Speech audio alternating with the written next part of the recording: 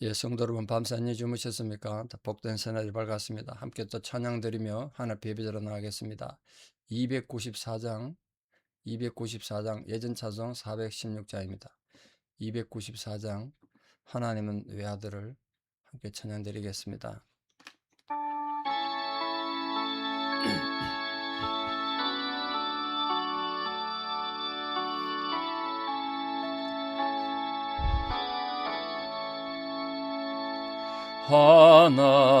하나님은 외아들을 주시는 데까지 세상 사람 사랑하니 참 사랑이로다. 하나님은 사랑이라 죄악에 빠졌던 우리까지 사랑하니 참 사랑 아닌가. 하나님을 배반하고 멀리 떠난 우리 원수같이 대적하나 사랑하여 주네. 하나님은 사랑이라 죄악에 빠졌던 우리까지 사랑하니 참 사랑 아닌가. 세상 죄를 사시려 우리 죽을 대신 성자 예수 십자가에 고난 받으셨네. 하나님은 사랑이라 죄악에 빠졌던 우리까지 사랑하니 참 사랑 아닌가. 이 사랑에 감사하여 곧 주께 나오라. 고난 영혼 주께 맡겨 구원을 얻어라. 하나님은 사랑이라 죄악에 빠졌던 우리까지 사랑하니 참 사랑 아닌가. 아멘. 사도신경으로 우리 신앙을 고백드립니다. 죄송합니다. 주기도문으로 우리 신앙 고백을 드립니다. 하늘에 계신 우리 아버지, 아버지의 이름을 거룩하게 하시며 아버지의 나라가 오게 하시며 아버지의 뜻이 하늘에서와 같이 땅에서도 이루어지게 하소서. 오늘 우리에게 일용할 양식을 주시고 우리가 우리에게 잘못한 사람을 용서하여 준 것 같이 우리 죄를 용서하여 주시고 우리를 시험에 빠지지 않게 하시고 악에서 구하소서. 나라와 권능과 영광이 영원히 아버지의 것입니다. 아멘. 2026년 7월 23일 목요일 새벽입니다. 하나님 주신 말씀 요한복음 15장 15절에서 19절입니다. 요한복음 15장 15절에서 19절 봉독에 올립니다. 이제부터는 너희를 종이라 하지 아니하리니 종은 주인이 하는 것을 알지 못함이라. 너희를 친구라 하였노니 내가 내 아버지께 들은 것을 다 너희에게 알게 하였음이라. 너희가 나를 택한 것이 아니요 내가 너희를 택하여 세웠나니 이는 너희로 가서 열매를 맺게 하고 또 열매가 항상 있게 하여 내 이름으로 아버지께 무엇을 구하든지 다 받게 하려 함이라. 내가 이것을 너희에게 명함은 너희로 서로 사랑하게 하려 함이라. 세상이 너희를 미워하면 너희보다 먼저 나를 미워한 줄을 알라. 너희가 세상에 속하였으면 세상이 자기의 것을 사랑할 것이나 너희는 세상에 속한 자가 아니요 도리어 내가 너희를 세상에서 택하였기 때문에 세상이 너희를 미워하느니라. 아멘. 이 제자도에 대해서 중요한 가르침이 아닌가 생각합니다. 오늘 예수님께서 우리 성도들 우리들이 예수님 제자인 것을 구체적으로 설명하기 위해서 친구와 종을 지금 대비해서 설명하고 있습니다. 친구와 종. 이게 비율이 안 맞잖아요. 친구와 종. 자유인과 종 이러면 되겠는데 친구와 왜 종을 말했을까요? 이거는 이 사람의 신분의 문제를 말하는 게 아니라 주인과 가까운 정도를 나타내겠습니다. 종은 주인하고 가까워야 아무래도 주인과 종이니까 한계가 있죠. 주인의 속마음을 모른단 말이에요. 종은 주인이 하는 이 일을 하는 이유나 목적도 모르지만 친한 친구는 친구에게 주인이 자기 마음을 다 털어내니까 주인의 속마음도 알고 또 주인과 사랑도 주고받고 주인이 왜 일을 하려는지 그걸 안다는 거예요. 마찬가지로 그리스도로부터 친구에 대접받는 우리 성도들은 주님의 일을 알고 주님의 마음을 알고 이해하고 사랑을 주고받아야 된다는 거예요. 여러분 우리가 성경 읽으면서 주님 마음을 알고 주님의 뜻을 행하는 자가 되어야 한다. 그런 뜻으로 주님 우리를 친구로 부르셨어요. 그러니까 우리들이 신앙에서 주께서 원하시거나 또 싫어하시는 일을 구분할 줄 알아야 되고 주의 사랑과 보호받는 사실을 알고 용기를 가지고 그렇게 살아가면 우리 또한 주님의 친구가 되는 거 아니겠습니까? 그럼 주님께서 제자들을 친구로 부르신 이유를 뭐라고 말했습니까? 바로 주님께서 제자들에게 하나님 뜻을 모두 전하기 위해서 했다.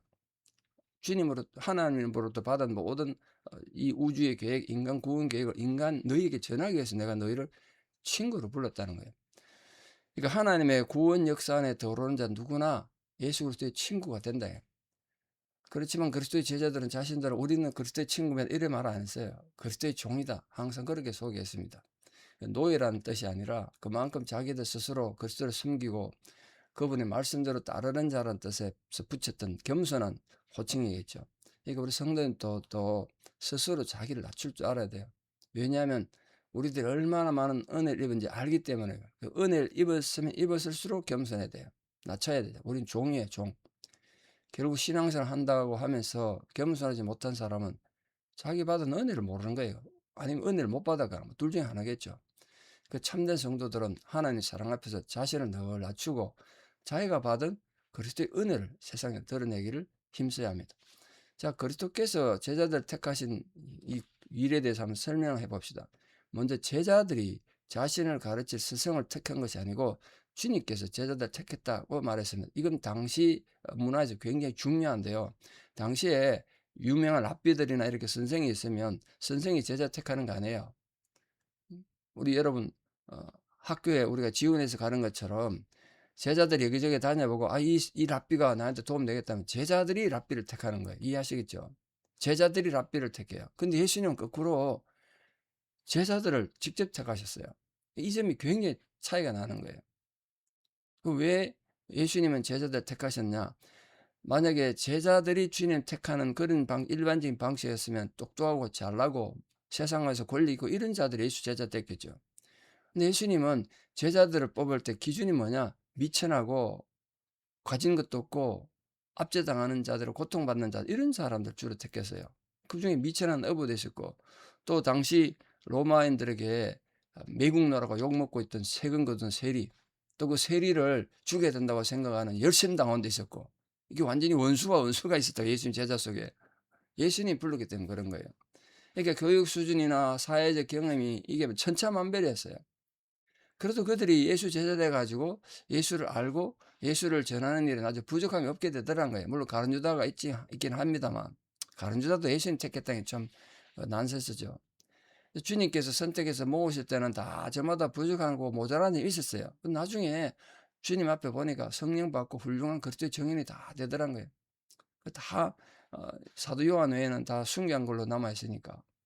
그들 이유는 그들 신앙이 주님 제자 돼가지고 성장했기 때문에 그런 거 아니겠습니까? 옛날 모습 그대로 있었으면 어떻게 됐겠어요? 그 주님과 동행함으로 말미암아 제자들은 이전에 무지하고 약하고 악했던 모습 다 벗어버리고 영적인 성장을 이루어서 남들에게 신앙을 전하고 가르치는 그런 수준이 됐단 말이에요. 이런 사실로부터 우리는 약하고 천한 자들을 들어 쓰셔서 부하고 강한 자들을 부끄럽게 하시는 하나님 역사를 알 수 있는 거 아닙니까? 그래서 하나님의 선하신 인도로 우리가 교회의 일원이 된 건 우리 신앙 공동체 교회 안에서 자신의 과거 경력이나 세상의 능력을 과시하는 어리석음 참 조심해야 돼요. 언제나 자기를 낮추고 주님을 높이는 그런 일 힘써야 될 줄 믿습니다.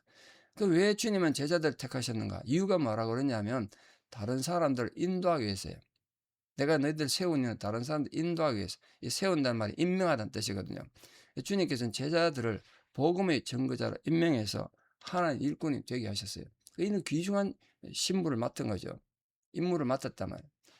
이게 본래 신분은 자랑스러운 것이 없었지만 제자들은 주님이 세우신 임무가 귀중했기 때문에 하나님 앞에 위대하게 들어 쓰인 거죠. 그래서 예수님 제자들 택할 때 기준이 뭐였느냐? 심령이 가난한 사람이죠. 심령이 가난한 사람. 그런 사람이 마음이 가난하고 겸손한 자가 천국을 소유하는 거예요. 결국 하나님이 택하시고 사명을 맡긴 자들은 부한 자도 못난 자도 아니고 심령이 가난한 자들입니다. 지금도 마찬가지죠. 심령이 가난해 하나님 나를 쓰세요. 그 제자들이 16절에 보시면 너희들 나이가 항상 열매를 맺게 하기 위해서다. 이렇게 지금 예수님 말씀하시는데 열매. 이 열매는 믿는 자들이 행하는 일을 통해서 나타나는 거 아니겠습니까? 우리 삶을 통해서 나타나는 거죠. 그 열매를 맺는 것도 중요하지만 우리 신앙인의 삶에는 열매가 항상 있는 것도 중요해요. 두 가지를 기억하십시오. 우리는 주님 앞에서 열매를 맺어야 될 뿐 아니라 항상 맺어야 된다. 다시 말해서 하나님께서 우리에게 직분을 수행할 수 있도록 임무를 주셨는데 결과만 중요한 게 아니고요. 좋은 열매를 맺을 수 있도록 그 과정 직분 자체에 충실하셔야 돼요. 예. 우리 직분 자체에 충실해야 된다고. 사울은 기름 부음 받은 이스라엘 왕이었지만 제사장이 드려야 되는 제사를 지 맘대로 드렸다가 결국 하나님 앞에 버림받은 거 아닙니까? 또 아말렉의 모든 가축을 죽이라는 하나님의 명령을 어겨서 왕이라는 자기 직분도 상실하고 말았어요. 가룟 유다도 마찬가지죠. 3년 동안 주님과 동행하면서 복음을 듣고 전하기도 하고 기적도 보고 가룟 유다도 분명히 둘씩 나가서 복음 전할 때 같이 전했다니까요. 그런데 결국은 자기 스승인 예수를 팔아먹은 배반자가 된 거 아닙니까? 자기 직분을 못 지켜서 그런 거예요. 오늘도 자신이 맡은 일에 최선을 다하기보다는 자기 직분만 자랑하고 내가 이 교회에서 뭔데 이러고 자기 업적만 내세우면 안 된다는 거예요. 이런 자들에 대해서 본절은 그 맡은 직분에 충실하라. 주님이 그걸 말했습니다. 충실한 태도를 통해서 계속 열매를 맺어가라. 우리 모든 성도님들이 여러분이 있는 그 삶의 상황에서 정말 열매를 잘 맺어가는 그런 성도 되기를 바랍니다. 그럼 주께서 제자들에게 오늘 계명을 지킬 것을 명령했는데 계명 지키라 명령한 이유가 뭐죠? 서로 사랑하게 하기 위해서. 사랑을 위해서 계명을 지키라 그랬어요.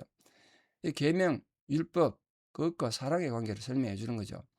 성도들은 계명대로 행함으로써 하나님께서 얼마나 죄인들에 대해서 그 진노를 참으시고 사랑을 베푸시는가 이걸 깨닫게 되는 거죠. 내가 얼마나 큰 죄인인데 하나님의 사랑을 입었구나. 이 깨달음을 얻는 자는 이웃과 형제에 대한 사랑을 한단 말이야. 그 사랑으로 내가 깨달은 바를 나타내고 사랑으로 내가 받은 은혜를 보여주는 거예요. 계명을 지키는 일이라는 건 궁극적으로 하나님 영광을 드러내는 목적을 갖지만 다른 한편으로는 그 계명을 지킴으로써 우리 자신이 하나님 말씀대로 살려고 노력하는 성도라는 걸 나타내는 겁니다. 그러니까 절대로 부담스러워하거나 그냥 단순히 임무다, 의무다 이렇게 생각하지 말고 내가 받은 사랑 때문에 내가 또 이웃을 사랑하는 거예요. 그런데 예수님께서 굉장히 중요한 말씀하셨어요. 우리 성도들은 세상에서 미움받는데요. 왜 그렇죠? 세상에서 인정받고 사랑받아야 되는데 왜 우리가 미움받죠? 그 이유는 우리가 세상에 속하지 않고 그리스도에게 속했기 때문이에요. 그 세상은 성도들을 미워 안 하고 학대하는 건 당연해. 이유는 먼저 그리스도를 미워했기 때문에. 이게 세상이 헬라로 코스모스인데요. 이 사단의 권세 하에 있으면서 죄와 불의에 속한 세상을 말합니다. 물론 공간적이고 장소적인 개념보다는 영적인 의미에서 하나님과 분리된 존재, 이게 세상이에요. 따라서 구원받은 우리 성도들이 하나님 말씀대로 의롭게 살려고 할 때 비웃는 거죠. 그거 무시하는 거예요. 그리고 그것도 안 되면 핍박하는 거죠. 성도들이 그럴 때마다 낙심하지 말고 절망하지 말고 예수님 말씀을 기억하라는 거예요. 담대하라, 내가 세상을 이겼노라. 주님 말씀을 기억하고 꿋꿋이 신앙을 지켜나가야 합니다. 그럼 성도들은 누구에게 속했느냐? 우린 그리스도에게 속했다. 그리스도에게. 그리스도에게 택함을 입었다는 말은 세상 밖으로 이끌어내기 위해서 택하셨다, 이런 뜻이거든요. 세상에서, 아까 세상이 하나님과 반대하는 세상이라고 그랬지 않습니까? 하나님과 원수된 세상에서 끄집어내서 하나님 백성 되게 하기 위해서 그게 택했다는 뜻이에요. 그런 면에서 택함 받은 거 우리가. 아무튼 택함 입은 자의 신분은 이 세상에 속한 신분이 아니라 이제는 우리 하나님께 속한 신분입니다. 성도들은 그러니까 세상에 속한 사람들과는 분명히 다르게 살아야 되지 않겠습니까? 다르게 생각해야 되겠죠. 세상 사람들이 아무리 죄의식 없이 죄도 짓고 교만하고 미워하고 그러더라도 또 그걸 합리화하죠. 자기 잘못을. 그런 우리가 잘못을 저지르면 안 되고 또 그런 죄를 용납하거나 묵인해서도 안 되는 겁니다. 그래서 우리는 어떤 상황 속에서도 빛이 되고 부패 방지하는 소금이 됨으로써 하나님의 거룩한 성도로 살아가기를 바랍니다. 중요한 것은 하나님께서 그런 불의한 삶을 원치 않으시기 때문에 그런 불의와 타협한 자들은 심판하신다는 거예요. 인생이란 나그네 아니겠습니까? 죽음 후에 전개될 삶에 비하면 우리는 정말 짧은 거예요. 그 영생의 삶에 비하면 이거 진짜 한순간에 지나가는 거 아니겠습니까? 짧고 단편적인 인생의 경험보다 영원토록 변치 않는 주님 말씀을 기준으로 생각하고 아름답게 행동하셔서 예수님이 우리를 친구로 부르신 예수 친구가 되는 복된 성도들 다 되시기를 진심으로 축복합니다. 기도드리겠습니다. 사랑의 하나님, 오늘도 우리를 종으로 제자가 아니라 친구로 주님께서 불러주시고 왜 우리를 세상에서 부르셨는지를 말씀해 주셨습니다. 나를 종이 아니라 친구로 부르신 이유는 우리가 주님의 뜻을 바로 알고 그 주님의 뜻을 세상에 나타내기 위해서였습니다. 그래서 우리가 정말 주님의 제자된 자로서 오늘 주신 말씀을 가슴에 잘 새기고 참으로 겸손한 자로 우리 자신을 낮추며 그렇게 이 세상에 빛과 소금의 역할을 잘 감당하는 자들 되게 도와주시옵소서.